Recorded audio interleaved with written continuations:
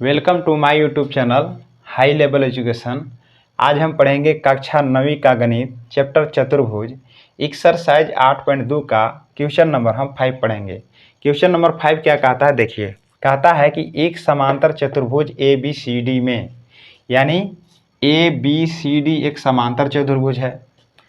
ई और एफ में क्रमशः भुजाओं ए बी और सी डी के मध्य बिंदु है।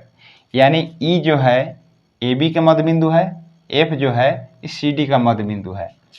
फिर आकृति आपको दिया हुआ है 8.31। दर्शाइए कि रेखाखंड ए एफ और ई सी विकर्ण बी डी को सम त्रिभाजित करते हैं।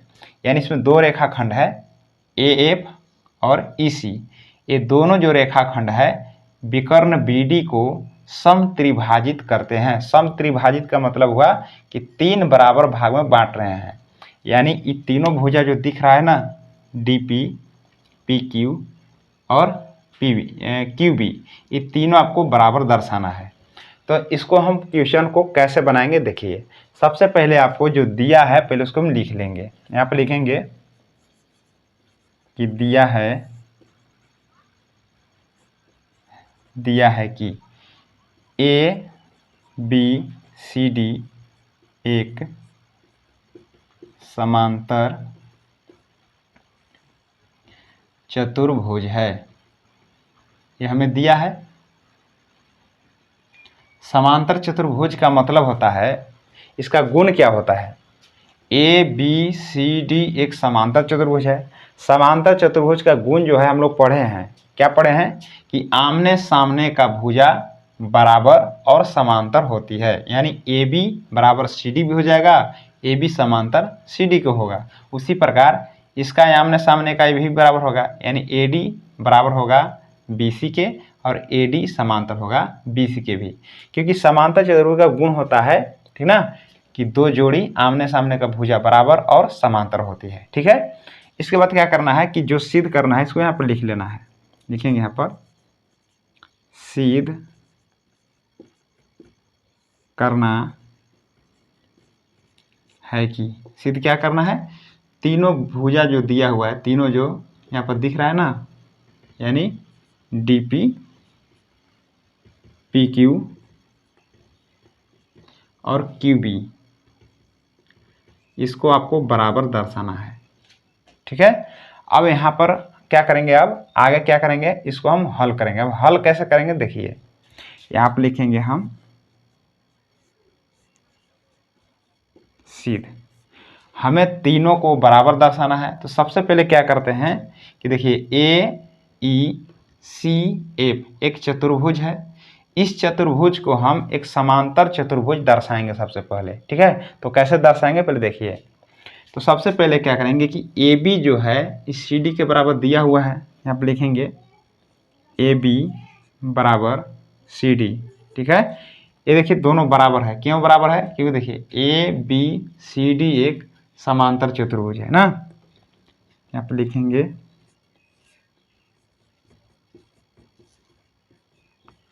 समांतर चतुर्भुज के सम्मुख भुजा। क्योंकि समांतर चतुर्भुज के सम्मुख भुजा क्या होते हैं, बराबर होते हैं। तो ए बी बराबर हम सी डी लिख दिए। ठीक है। अब क्या करेंगे कि इसको हम आधा कर देंगे। ठीक है। यानी ए बी को हम आधा कर देंगे तो 1/2 ए बी हो गया। सी डी को भी आधा कर देंगे तो 1/2 सी डी हो जाएगा। यहाँ पर लिख दिए सी डी।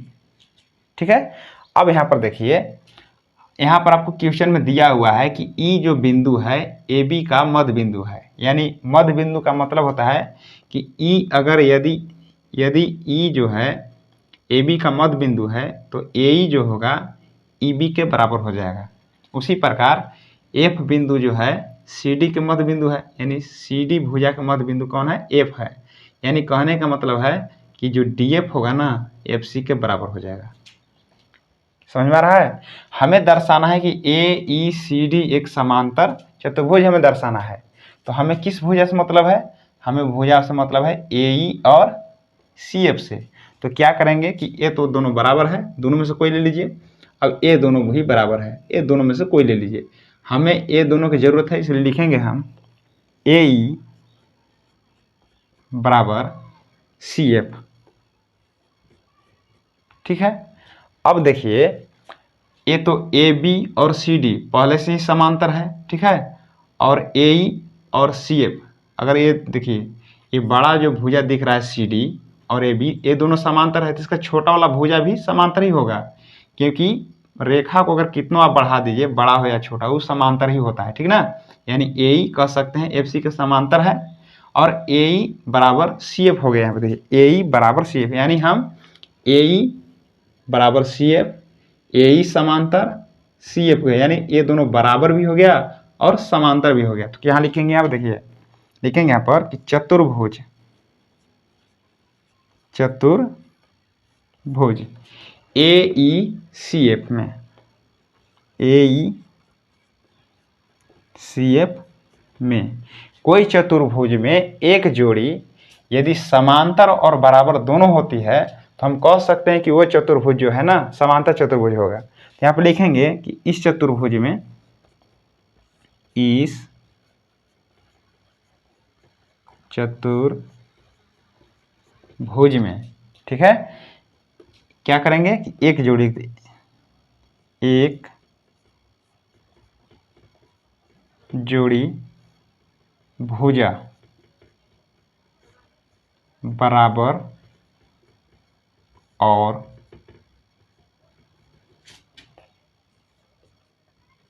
समांतर है। ठीक है, हम क्या बता रहे हैं कि कोई भी चतुर्भुज का आमने सामने का भुजा जो है बराबर और अगर समांतर है, ठीक है, तो उसको हम कह सकते हैं कि वह समांतर चतुर्भुज एक होगा। ठीक ना, यानी कहने का मतलब है कि यह क्या होगा, यानी लिख सकते हैं कि इसलिए ए ई सी एफ एक समांतर चतुर्भुज होगा। ठीक है ना, तो हम ये कह सकते हैं कि ए ई सी एफ एक समांतर चतुर्भुज है। अब क्या करेंगे, हमें तो दर्शाना है डी पी बराबर पी क्यू और पी क्यू बराबर क्यू बी। अब यहाँ पर लिखेंगे कि त्रिभुज,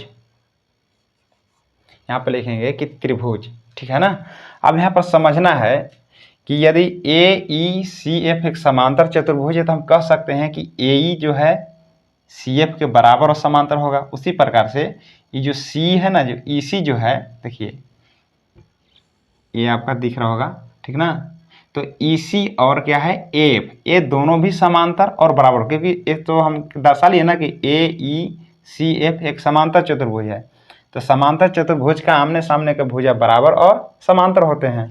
ठीक है, अब यहाँ पे लिखेंगे त्रिभुज, यहाँ पर देखिए बन रहा है। ठीक है, यहाँ से देखिए ये त्रिभुज आपको दिख रहा है इस प्रकार से, ये वाला हम इस त्रिभुज में लेंगे।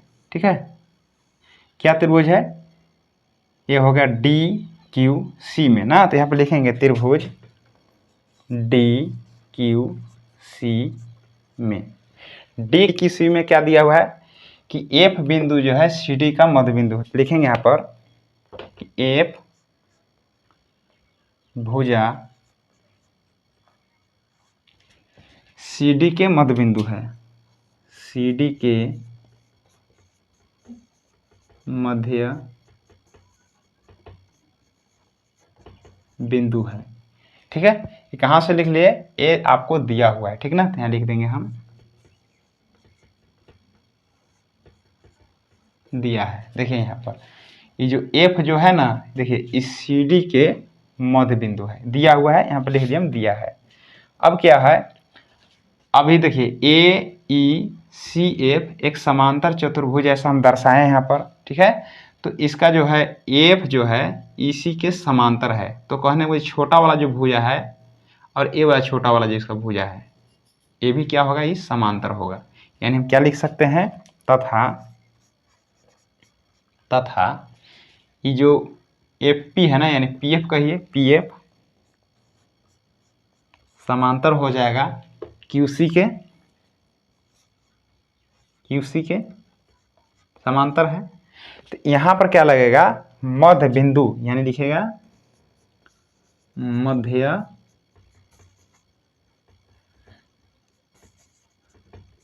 मध्य बिंदु परिमेय के विलोम से,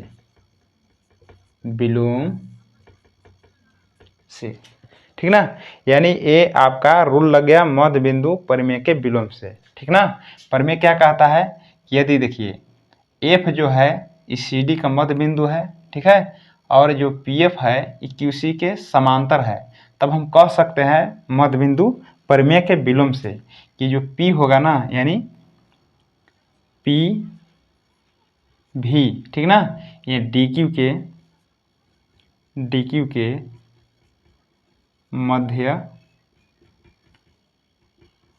मध्य बिंदु होगा। यानी कह सकते हैं कि जो DP जो दिख रहा है ना, DP ये PQ के बराबर हो जाएगा,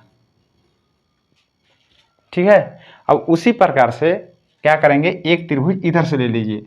अब देखिए एक त्रिभुज यहाँ से ले रहे हैं, वैसा ही त्रिभुज है, देखिए ये त्रिभुज हो गया।